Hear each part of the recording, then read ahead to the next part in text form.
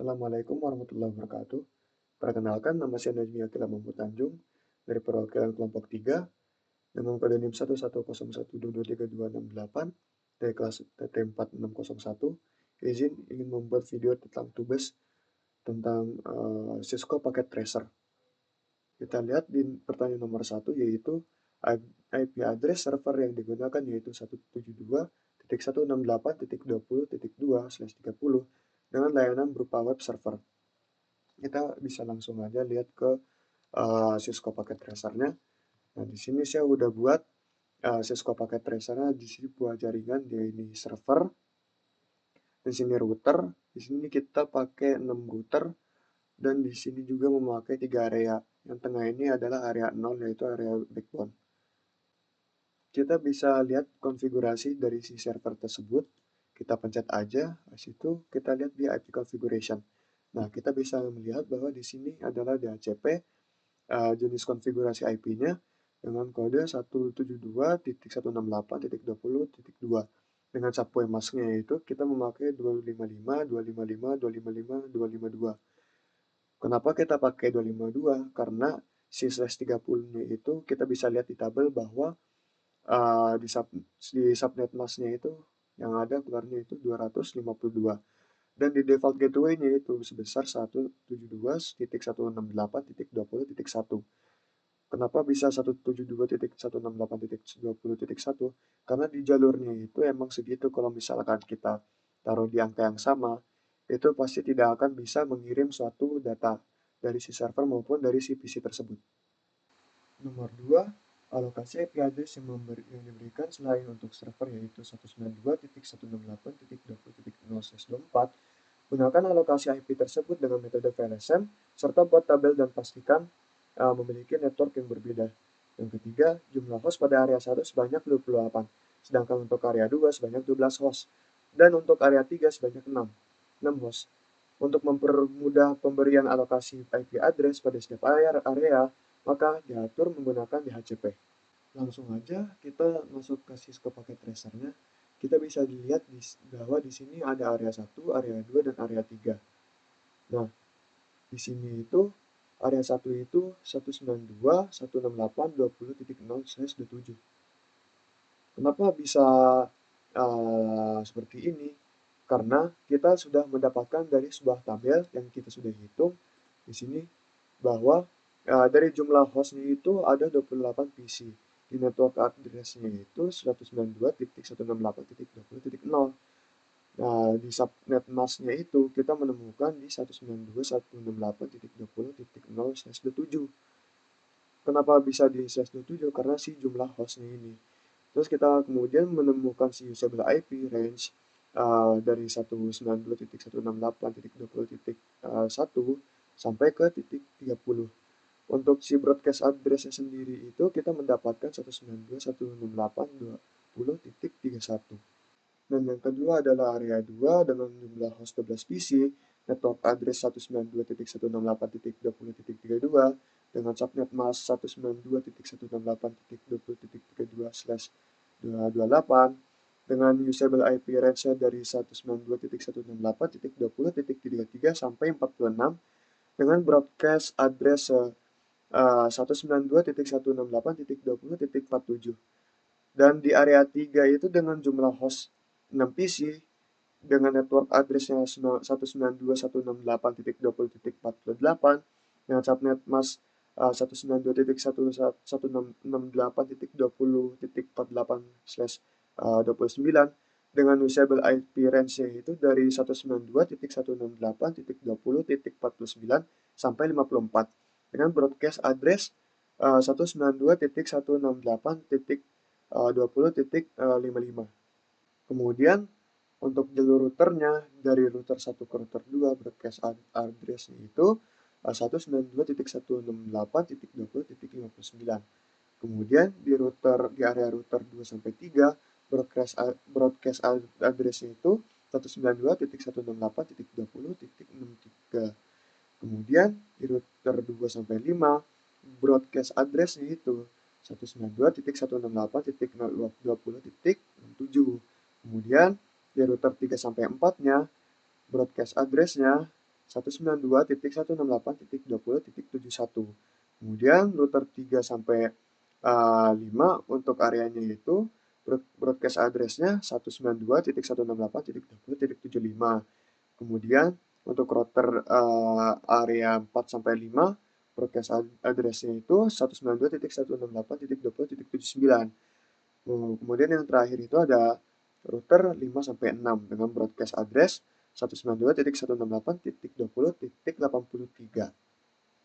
Dari semua area router dari 1 sampai 6, dia itu masuk di kategori area 0 atau area backbone. Kenapa dibilang area backbone? Karena kita lihat sendiri di sini itu area yang dengan kecepatan tinggi untuk mengirim atau menerima data dari suatu wilayah atau area begitu.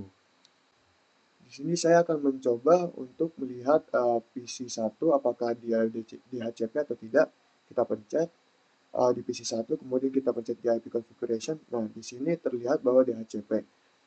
Dia tersusun itu secara otomatis karena kita sudah setting untuk DHCP, bukan untuk statis. Kita cek lagi untuk di area 2-nya di PC3. Kita cek di desktop, habis itu IP configuration, dia juga DHCP. Dia juga secara otomatis akan membuat dengan otomatis. Terus kita cek lagi di bagian area 3, kita bisa cek di desktop, terus kita pencet IP configuration, dan terlihat bahwa DHCP juga. Di sini juga otomatis juga, bukan statis. Kalau statis kita menyusunnya secara manual.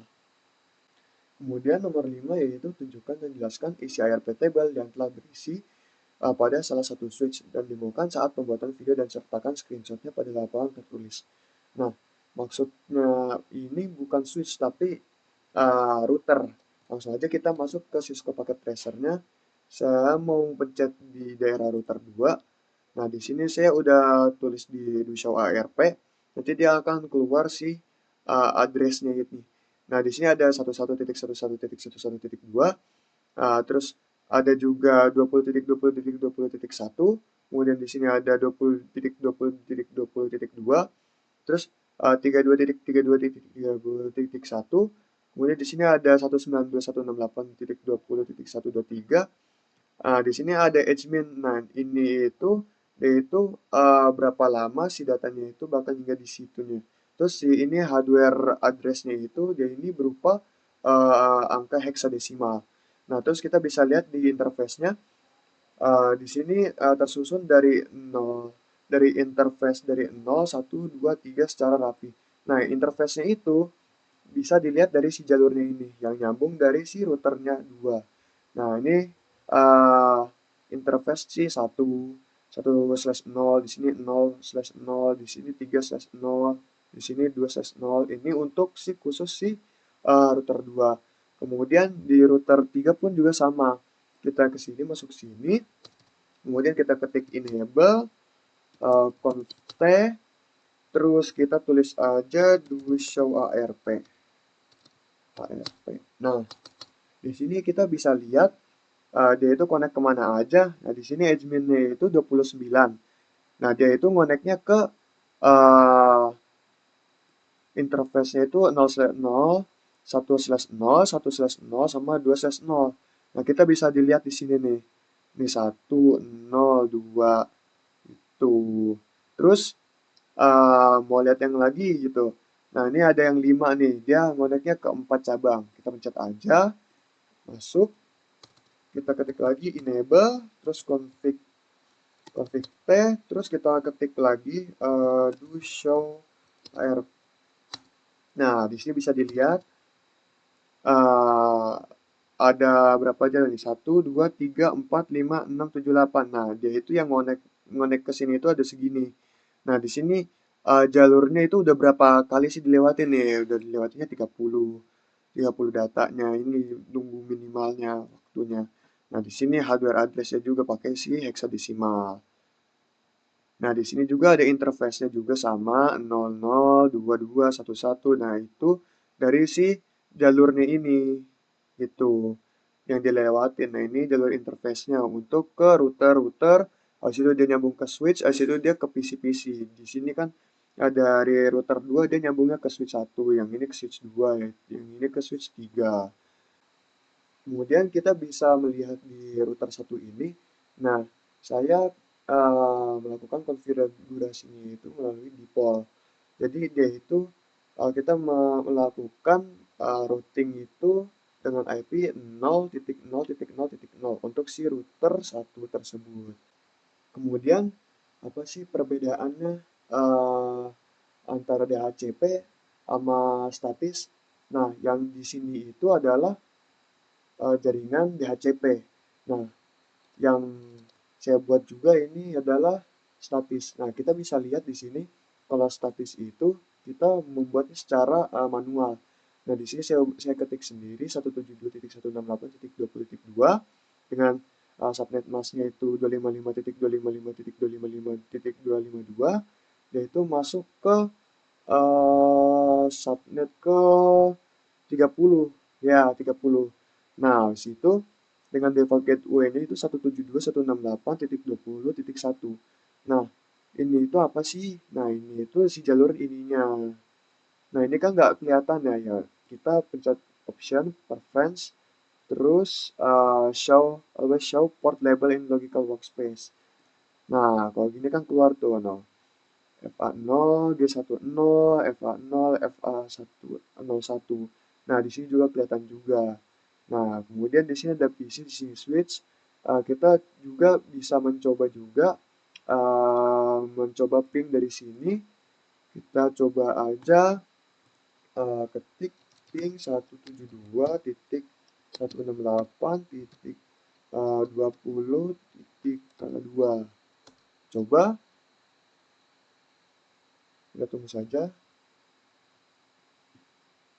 Nah, di sini terlihat nih reply from servernya ini dia berhasil. Walaupun di sini ada satu loss 25%, tapi intinya kita bisa connected walaupun satunya loss ini time out. Nah, di sini kayak gimana settingannya? Nah, kita bisa buka desktop, terus kita lihat di IP configuration. Nah, di sini 192.168.20.2. Nah, semuanya tuh sama. Ya, yang ini nih 252, dia itu masuk ke slash 30-nya lagi. Nah, default gateway-nya 20.1. Kenapa 20.1? Karena di sini ini jalurnya ini 20.1. Yang kita cek juga di sini di PC sebelahnya lagi. Nah, di sini 20.1 juga. Mungkin itu saja yang bisa saya sampaikan dari video tugas Cisco Packet Tracer ini. Mungkin bila kalau misalkan ada kesalahan atau kekurangan dari saya, bila maaf. Saya Najmi, perwakilan dari kelompok 3, izin pamit undur diri. Assalamualaikum warahmatullahi wabarakatuh.